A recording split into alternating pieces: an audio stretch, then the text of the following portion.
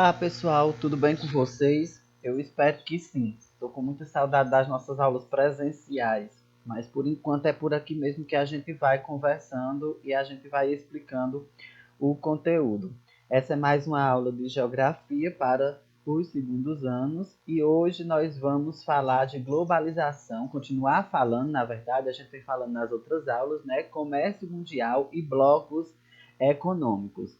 Então, hoje a gente vai tentar entender como o mundo se organizou economicamente na multipolaridade que se instalou após a Segunda Guerra Mundial e como o capitalismo ele se reinventa, se reestrutura, né? Como ele vem crescendo e se organizando a partir da metade do século XX para os dias atuais. Então, essa é o nosso objetivo de hoje, tá certo? Vamos lá, para começar, a gente vai relembrar um pouquinho do que falou nas aulas anteriores. Nós estudamos um pouco sobre o que é globalização, como o mundo se tornou essa aldeia digital, é, cortado e transversalizado por tecnologias de comunicação e informação. A gente também viu, né, como as multinacionais tomaram conta do mercado, como o neoliberalismo passou a agir, né, e aí a gente tem como principal característica desse momento, né, desse momento que nós vivemos, da história e do capitalismo, como sendo é, marcado pela tecnologia e, por que não dizer, já pela nanotecnologia, né? Esse mesmo processo que integrou diferentes partes do mundo, que diminuiu distâncias do mundo, entre espaços do mundo, né? Que possibilitou a circulação de pessoas, mercadorias, bens, serviços, informações de maneira acelerada, provocou a construção, na verdade, ampliou, né, acentuou ainda mais os contrastes sociais. Né? Essa imagem ela é bastante trabalhada, já foi trabalhada inclusive em questão do Enem, mostrando como o mundo global não é feito para todos. Né? Então a gente vê do luxo à pobreza extrema coexistindo no espaço urbano, que é fruto desse processo de industrialização, de mundialização do capital, de globalização. Né? Então, a segregação social, ela acontece. Né? Esse gráficozinho aí do IBGE, se eu não estou enganado, do ano de 2018, né? Ele mostra como está acentuado aí essa questão da conexão. No Brasil, apenas 48% da população tem acesso à internet, que hoje é o principal veículo de informação e comunicação, que é uma marca registrada do processo de globalização. Então, pessoal, nesse sentido que a gente vai trabalhar hoje, né? Vendo como de maneira macro, a gente viu de maneira micro o que aconteceu, né, em determinados países, o que aconteceu no mundo após a instauração do processo de globalização. Então, agora a gente vai ver numa escala macro como os países se organizaram economicamente através dos blocos econômicos. Nós estamos vivenciando uma fase do capitalismo, uma nova fase do capitalismo, né? Que é importante para a gente entender esse princípio de globalização e desse mundo multipolarizado, é que a gente entenda que o capitalismo ele é uma praga que se instalou na humanidade, que toda vida que ele encontra dificuldades, toda vida que ele se desgasta, ele encontra uma forma de se reinventar e ele encontrou uma forma de se reestruturar, mostrando ao mundo, né, que o capitalismo ele veio para ser eterno, praticamente. Então a gente tem a primeira fase do capitalismo como o capitalismo comercial, que é caracterizado pelas trocas comerciais lá no período colonial, né, divisão internacional do trabalho entre metrópole e colônia, né, o mercantilismo e a manufatura, a indústria não existia ainda, o monopólio comercial por parte das metrópoles, e o metalismo e protecionismo, que era a intervenção direta do Estado, né, e o uso da moeda no sistema de trocas. O capitalismo industrial veio com a ascensão da industrialização e da urbanização nos países europeus, na primeira onda de urbanização que vocês vão estudar no terceiro ano. O sistema fabril de produção aumentando o processo de produtividade, o liberalismo econômico como resposta a esse aumento da produtividade e a acumulação do capital. Então, quanto mais eu produzia, mais eu tinha que comercializar, fazer essa mercadoria girar para poder adquirir dinheiro e acumular recursos. Então, o capitalismo industrial ele trouxe consigo o liberalismo, que é uma face mais perversa do capitalismo, né? A ampliação da classe operária e a saturação dos mercados e a diminuição dos preços da mercadoria, né? E aí, como destaque, eu colocaria essa questão da classe operária, porque o capitalismo industrial ele acentua ainda mais a divisão de classes sociais no mundo, né? E o processo de exploração de quem é dono do capital e de quem é operário, né? Lembrando que o dono do capital explora o operário, a gente viu isso quando estudou liberalismo econômico como sendo uma das características mais marcantes da globalização. E por último, a gente está vivenciando o capitalismo financeiro. E aqui é muito importante que vocês nunca digam que a globalização é uma fase do capitalismo. A globalização é uma característica do capitalismo financeiro, né? Que é a financiarização e o aumento da concorrência internacional, a fusão entre o capital bancário e o capital industrial, o monopólio e o oligopólio comercial, a expansão de novas tecnologias e as fontes de energia, a urbanização e o aumento do mercado consumidor. Essas características do capitalismo financeiro, elas se desdobram mais na frente, no conteúdo que nós vamos estudar, a partir da organização da mundialização da economia, a partir dos blocos econômicos que se formam. Então, é praticamente isso que nós vamos estudar, né? E eu morro de medo, fico só olhando quando as pessoas dizem que o capitalismo ele vem se desenvolvendo. Mas a que preço o capitalismo vem se desenvolvendo?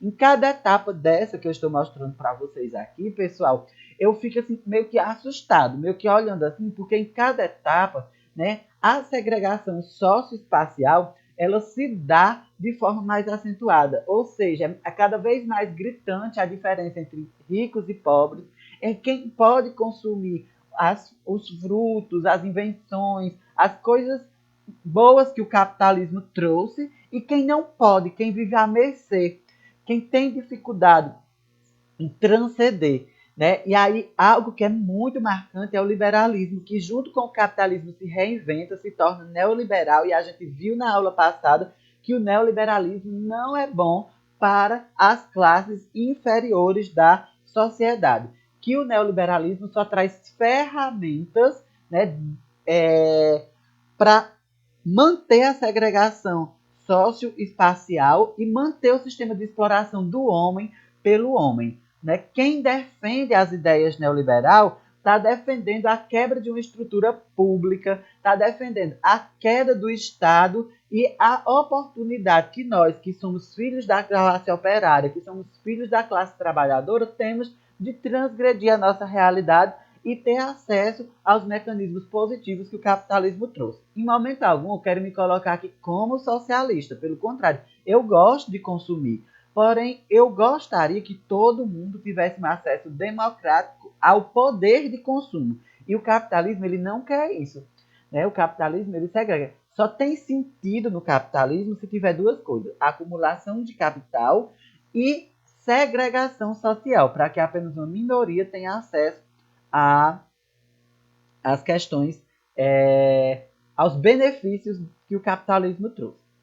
Então, a gente continuando aqui, nós vamos ver, né, que o capitalismo ele passou por várias fases. Né? Então, cada fase é marcada por um começo e por um fim. Algum evento histórico, sociológico aconteceu para que aquela fase do capitalismo ela tivesse um fim. Né? E aí, no mundo, dois grandes eventos vão pôr em xeque a organização econômica, a filosofia econômica do liberalismo econômico no capitalismo industrial, a partir da crise de 1929, que foi a Grande Depressão, que se dá a partir da queda exagerada do preço do barril do petróleo. Minha gente, o petróleo, ele é o alicerce, ele é a base do sistema capitalista. Nós ainda vivemos em um sistema capitalista, né, alicerçado, sustentado por a economia do petróleo. E aí, em 1929, vocês vão ver isso mais aprofundado em Sociologia e História, né, há uma grande crise do capitalismo a partir da queda do preço do barril do petróleo. Aí vocês vão ver nas outras disciplinas elementos que caracterizem mais essa questão. Então, dois eventos marcaram a necessidade do capitalismo se reestruturar e do capitalismo financeiro se reinventar, que é a crise de 1929 e a Segunda Guerra Mundial, que a gente vem estudando desde o começo do ano, né? Como o fim dessa Segunda Guerra Mundial ela é importante para a reestruturação dos países considerados nobres, né? Os países nortinos, Estados Unidos e a Europa em geral. E aí a gente vai ver que a partir dessa guerra, tudo se reinventa. A tecnologia se reinventa, a forma de consumo vai se reinventar, a expansão da ideia de consumo vai mudar. Então, esses dois eventos históricos, eles foram catastróficos para o capitalismo, o mundo capitalismo, como estava organizado anteriormente, como a gente vinha estudando, ele cai por terra, e aí a gente vai ver a necessidade do capitalismo se reinventar.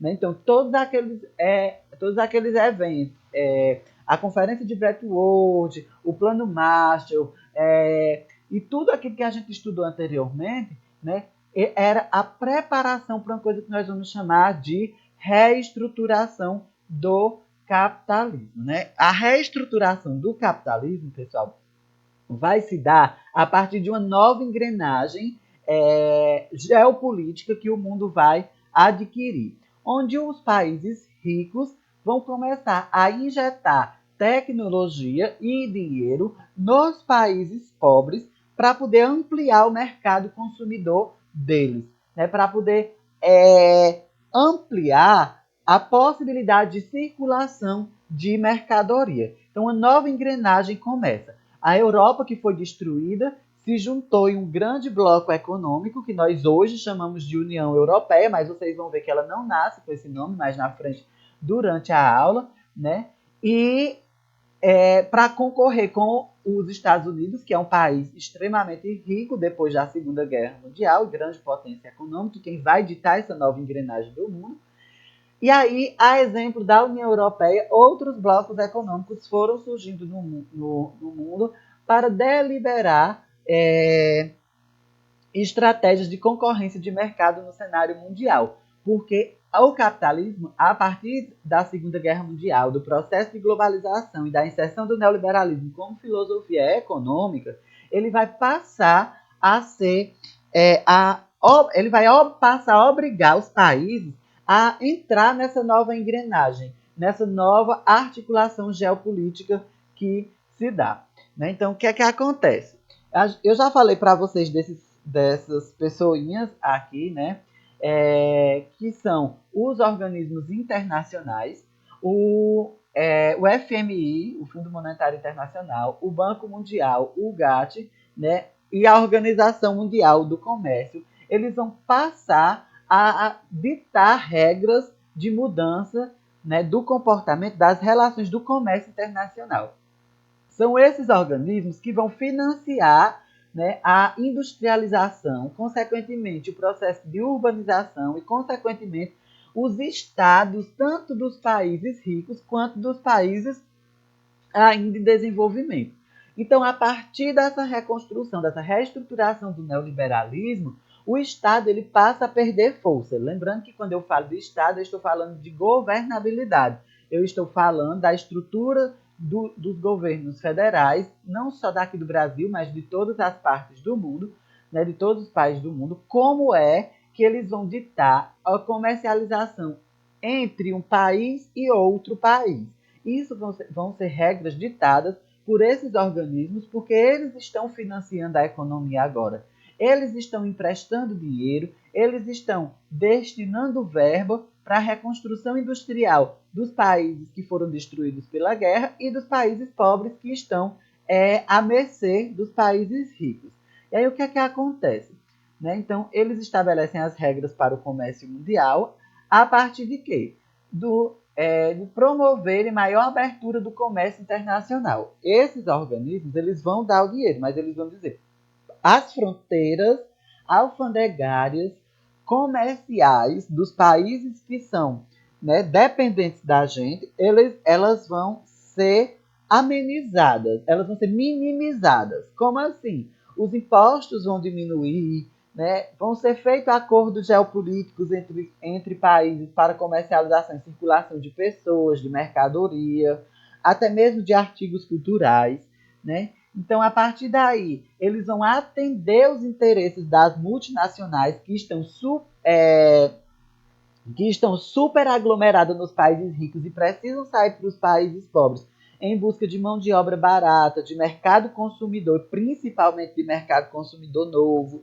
Né? A partir disso, as multinacionais vão buscar países que ofereçam para elas condições trabalhistas em que elas não sejam obrigadas a, a financiar uma organização trabalhista muito cara. Então, os organismos internacionais, eles vão emprestar dinheiro para o país, mas ele vai dizer, você vai ter que flexibilizar as leis trabalhistas, você vai ter que flexibilizar a carga tributária cobrada dessas empresas, você vai ter que flexibilizar tudo para elas se instalarem. Então, aqueles organismos internacionais, eles vão estabelecer regras para o mercado, para o comércio mundial, eles vão privilegiar as multinacionais e, consequentemente, vão privilegiar os países ricos.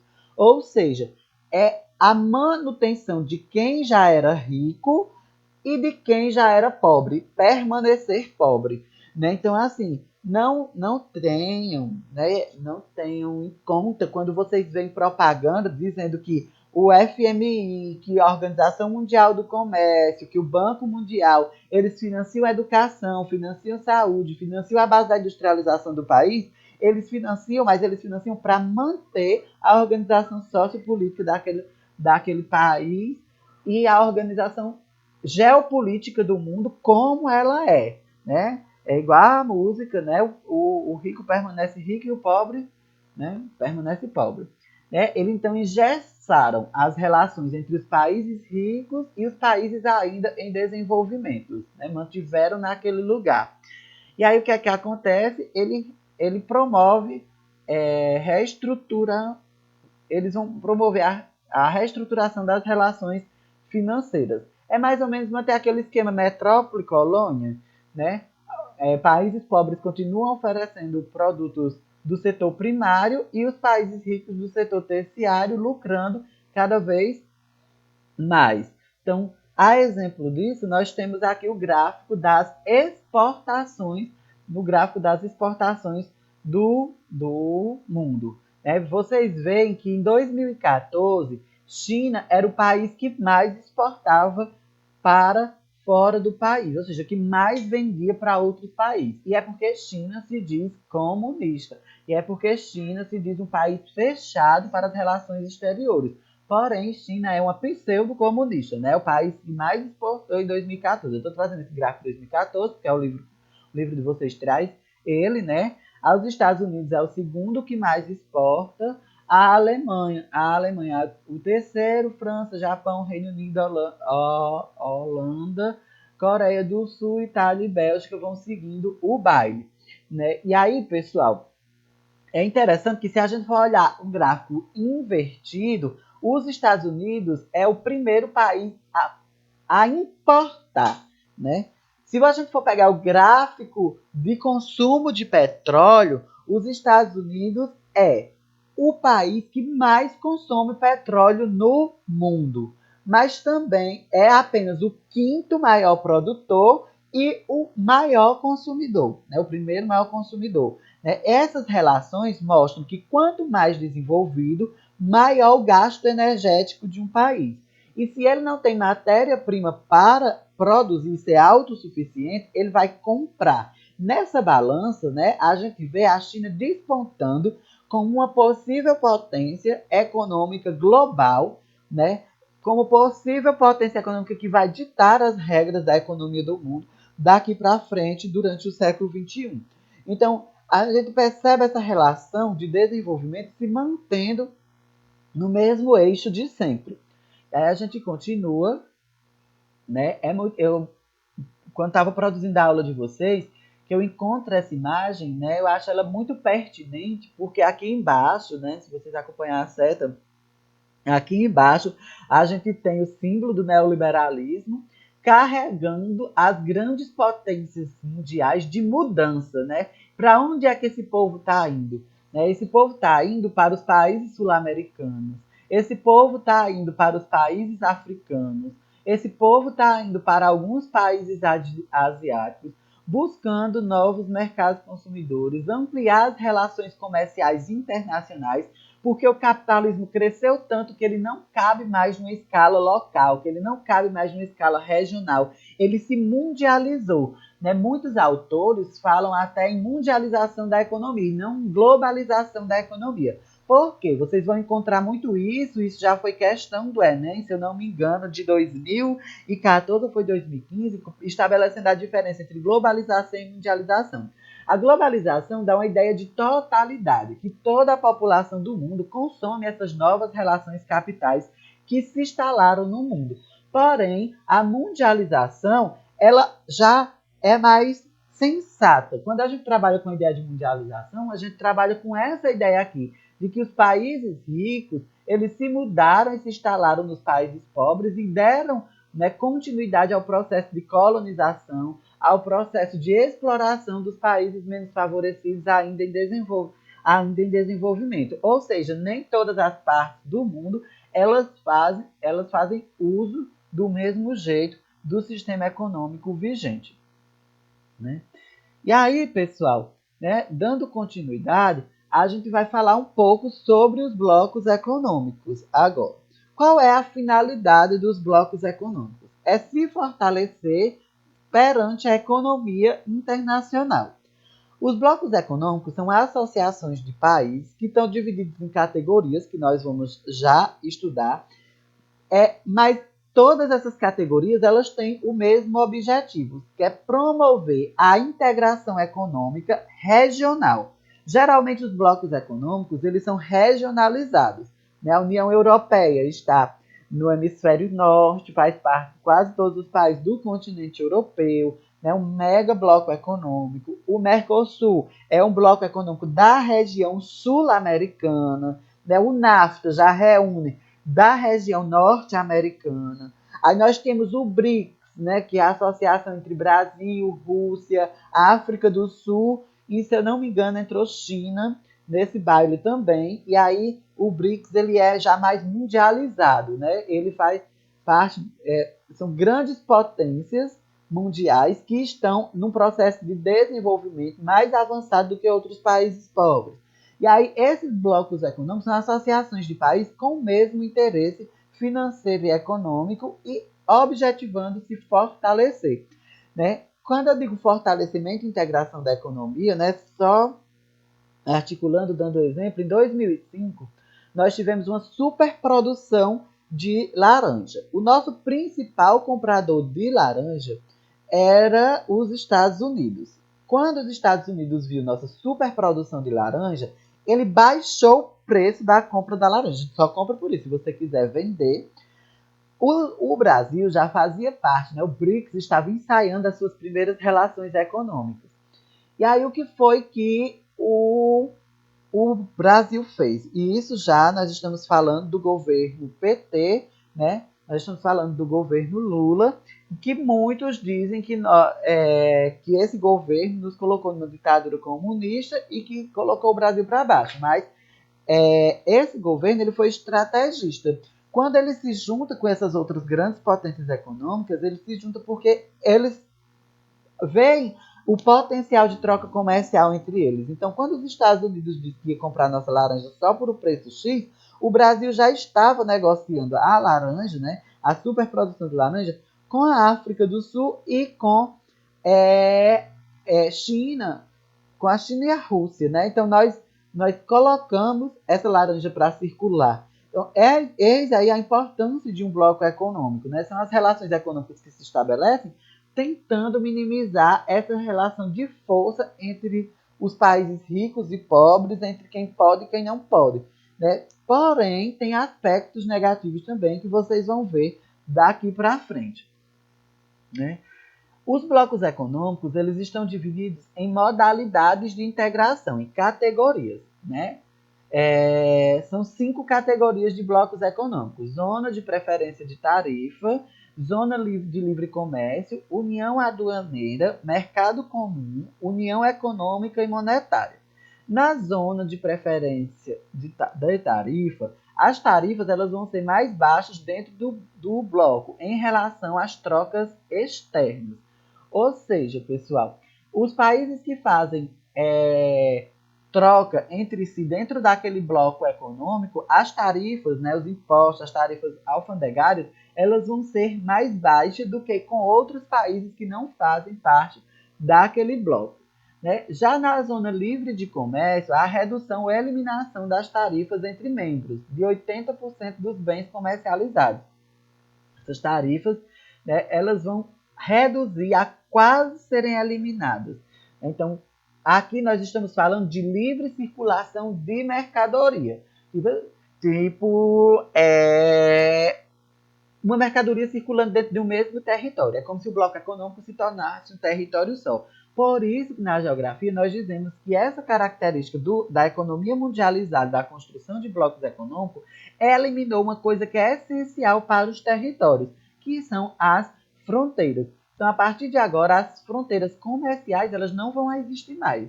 Na União Aduaneira, as mesmas tarifas de importação e exportação TEC, né, para o comércio internacional fora do bloco. Ou seja, na União Aduaneira, as tarifas de importação elas vão ser a mesma dentro dos membros daquele bloco.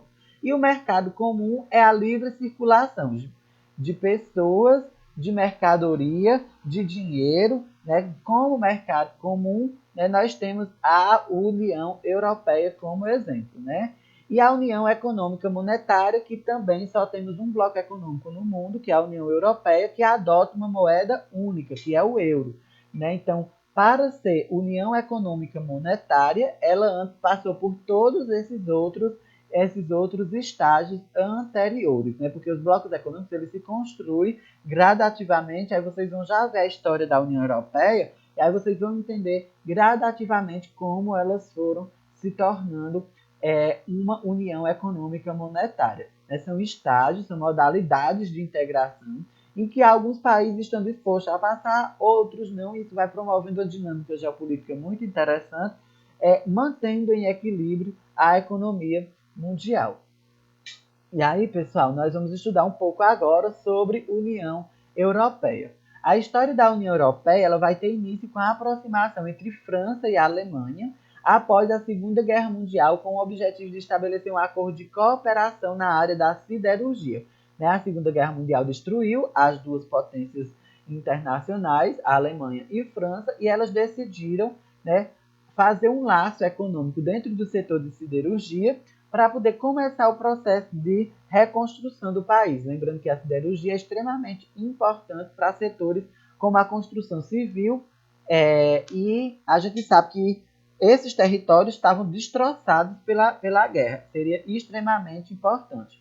Essa cooperação inicial atraiu mais países: Itália, Bélgica, Países Baixos, Luxemburgo. Os 3 últimos formavam o Benelux, que já era um ensaio também de um bloco econômico, e acabou dando origem, em 1952, à CECA, Comunidade Europeia do Carvão e do Aço. Então, esses países, né, aí, Itália, Bélgica, Países Baixos, Luxemburgo, Alemanha e França, se uniram num bloco econômico denominado Comunidade Europeia do Carvão e do Aço, para cooperarem economicamente no processo de extração e comercialização desses 2 itens. Né?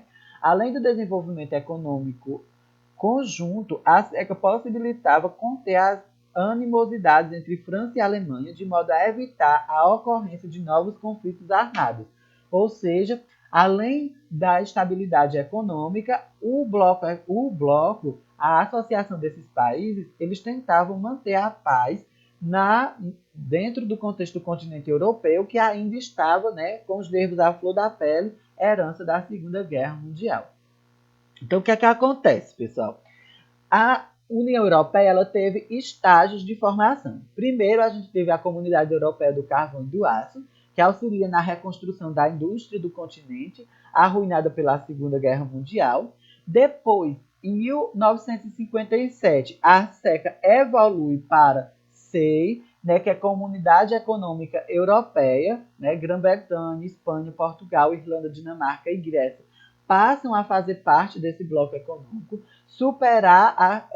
com o objetivo de superar as rivalidades e integrar a economia. A entrada de mais países forma a Europa dos 12, né, que já é um passo para a União Europeia, que apenas no final do século XX, em 1993, tinha 3 anos que eu tinha estreado no mundo, né? Suécia, Áustria e Finlândia vão entrar em 1995 e aí eles estabelecem um acordo de livre circulação de pessoas, capitais e bens. Né? Isso significa dizer que entre os países europeus você não precisa de passaporte com autorização para poder sair da Inglaterra e entrar na Alemanha, e entrar em Portugal e entrar nos países que fazem membros da União Europeia. Então a União Europeia nasce com esse nome, União Europeia, em 1993, no final do século XX. Né? E aí a gente vê que são quase 50 anos para que a União Europeia ela ganhe consistência e consiga se manter, né, como principal e maior bloco econômico do mundo, que consiga concorrer no cenário internacional com a economia estabilizada e fortalecer a sua moeda, né, a adoção dessa moeda única, que significa isso, o fortalecimento da moeda no cenário internacional, concorrendo pau a pau com o dólar. Né? E aí a gente vai para frente, ver mais um pouquinho sobre a União Europeia, que tem como principais objetivos promover a unidade política e econômica da Europa, melhorar as condições de vida e de trabalho dos cidadãos europeus, melhorar as condições de livre comércio entre os países membros, reduzir as desigualdades sociais e econômicas entre as regiões, fomentar o desenvolvimento econômico dos países em fase de crescimento e proporcionar um ambiente de paz, harmonia e equilíbrio. A Europa, sendo a fênix pós-Segunda Guerra Mundial, se recompondo e tentando manter o equilíbrio econômico, social, cultural, político, né? E, acima de tudo, concorrendo nessa economia mundializada de forma fortalecida. A União Europeia conta com 27 membros na atualidade. Se eu não estou enganado, né, 3 membros para entrar e a questão do... esqueci agora, minha gente. Perdão, deu branco. E a questão de um país que está pleiteando a sua saída da União Europeia. Gente, quando eu lembrar, eu vou lá no Google Class e digo a vocês. O Reino Unido, lembrei. O Reino Unido pleiteando, né, a saída da União Europeia, que dá inclusive conflitos constantes entre a União Europeia e o Reino Unido. Né? Outro bloco econômico no cenário internacional muito interessante é o bloco econômico para o qual nós fazemos parte, que é o Mercosul. O Mercosul ele vai nascer, né, com esse nome, Mercado Comum do Sul, em 1991, quase nós nascemos juntos, né, com o Tratado de Assunção, promovendo a zona de livre comércio entre os países membros. Em 1995, ele evolui para o estágio de união aduaneira. 90% dos produtos são livres de tarifa entre os países membros. Bolívia e Chile são países parceiros. México é um país observador e em 2006 houve a inclusão da Venezuela, que inclusive deu um maior BO quando a Venezuela foi inclusa, porque o Paraguai, que estava passando por um golpe, né, em que seu presidente foi deposto por algumas horas, 48 horas, se eu não me engano, através de um impeachment, que só durou isso, né? E aí houve uma crise política entre os membros do Mercosul e o Paraguai acabou saindo, mas depois ele volta, né? Bolívia e Chile são países parceiros porque eles participam das reuniões do Mercosul, desenvolvem algumas relações econômicas, mas ainda não são membros efetivos. O México é um país observador porque ele participa de todas as reuniões, dando diretrizes, nortes de como os países podem estabelecer as suas relações econômicas, porém ele não é fechado com esses países. Né? tem como uma de suas características a prática de uma espécie de regionalismo aberto, o que significa que além de valorizar o regionalismo, né, o comércio entre os membros do próprio bloco incentiva que esses tenham parcerias comerciais com outros países do mundo, ampliando suas relações estratégicas. Os países membros do Mercosul são Argentina, Brasil, Paraguai, Uruguai e Venezuela, são os membros que nós consideramos membros plenos, fixos. Os países associados que estão passando por o processo de inserção, e eles são considerados associados porque os plenos ainda têm de sua estabilidade econômica, promover uma estabilidade econômica dentro do próprio bloco, como aconteceu com a União Europeia, com a falência do comércio grego, né? E aí é Chile, Equador, Peru, Colômbia e Bolívia. Como vocês veem, esse gráficozinho aqui é de 2010, né? Aqui a gente vai acrescentar a bandeira do Suriname, que também é um país associado ao Mercosul. E o México é um país observador, como já foi explicado. Pessoal, esses são dois dos principais blocos econômicos que nós vamos estudar ao longo desse capítulo.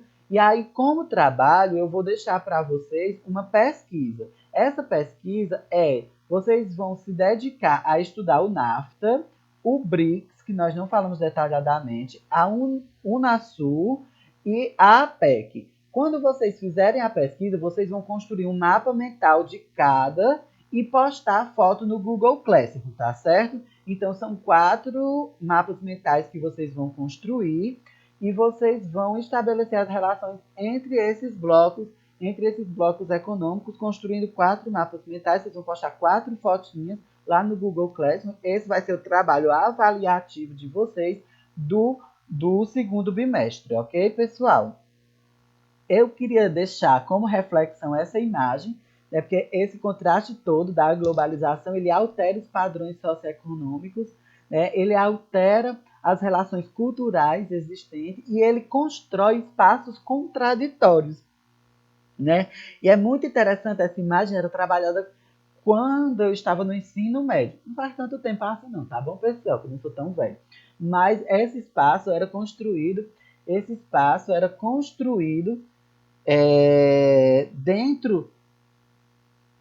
dentro de um processo de contradições, né? Entre riqueza e pobreza, entre rural e urbano, entre industrializado e campesino, né? E aí eu queria que vocês refletissem essa imagem a partir, né, do momento que nós estamos vivendo, das dificuldades de acesso, né, das dificuldades da gente estudar, que essas dificuldades elas não são só econômicas, elas também são culturais. Essas dificuldades elas também são organizacionais e todas essas construções elas são promovidas pelo capitalismo. Observe quais são os aspectos positivos do capitalismo para a sua vida e quais são as dificuldades que o capitalismo impõe que você carregue cotidianamente. É uma reflexão, né, retórica, vocês vão fazer para vocês mesmos, não precisam me dar um feedback, a não ser que queira deixar. Não, vamos fazer assim, não é retórica não. Deixem os comentários no vídeo, aqui embaixo do vídeo, nos comentários, por favor, comentem, reflitam essa imagem nos comentários,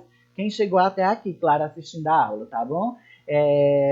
No mais, eu queria deixar aqui minha gratidão, florescer para quem chegou aqui até o final dessa aula, né? É cansativo assistir aula online, eu sei, eu também estou assistindo aula online do curso que eu estou fazendo, e é muito cansativo, mas eu queria agradecer a todos que assistiram até o final, pedir a vocês que sigam o canal, que curtam o vídeo, que comentem lá sobre a foto lá embaixo, isso é muito importante. Eu pretendo, com esse turbilhão que a gente está passando do Covid-19 terminar, eu pretendo dar continuidade com o canal, e se aí você curtir e ativar o sino, né, lá você vai receber conteúdos que eu quero estar gerando para vocês aqui, não só sobre geografia, mas sobre a vida e sobre as nossas organizações sociais, políticas, culturais e filosóficas, tá, pessoal? Muito obrigado, um grande abraço em todos vocês.